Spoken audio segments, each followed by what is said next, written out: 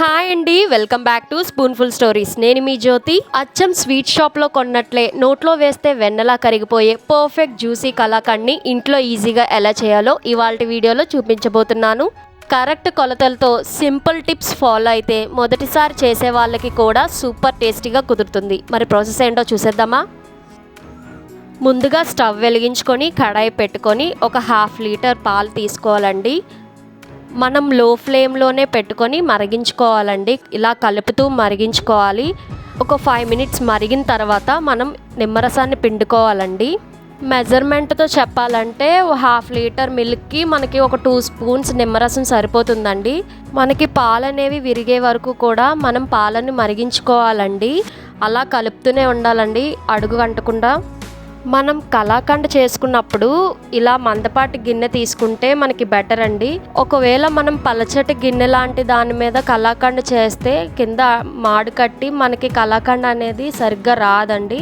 అందువల్ల మనం ఇలా మందపాటి గిన్నెలో కలాకండ్ చేసుకుంటే చాలా బాగా కుదురుతుందండి. చూడండి, మనకి ఈ విధంగా చిక్కబడిన తర్వాత మనం ఒక 1/2 కప్ షుగర్ యాడ్ చేసుకొని ఒకసారి బాగా కలుపుకోవాలండి.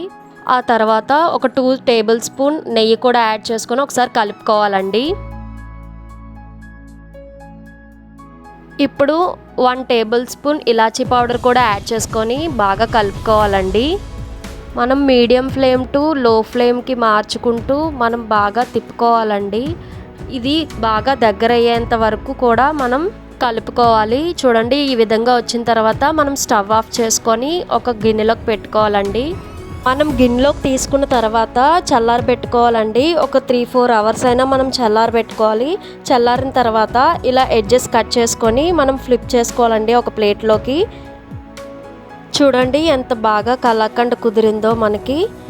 ఇప్పుడు మనం సిల్వర్ పేపర్తో డెకరేట్ చేసుకొని అలాగే పిస్తాతో గార్నిష్ చేసుకొని కట్ చేసుకొని సర్వ్ చేసుకోవడమేనండి.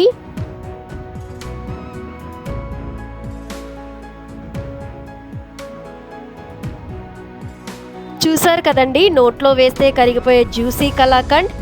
మీరు కూడా తప్పకుండా ట్రై చేసి ఎలా కుదిరిందో కామెంట్ చేయండి.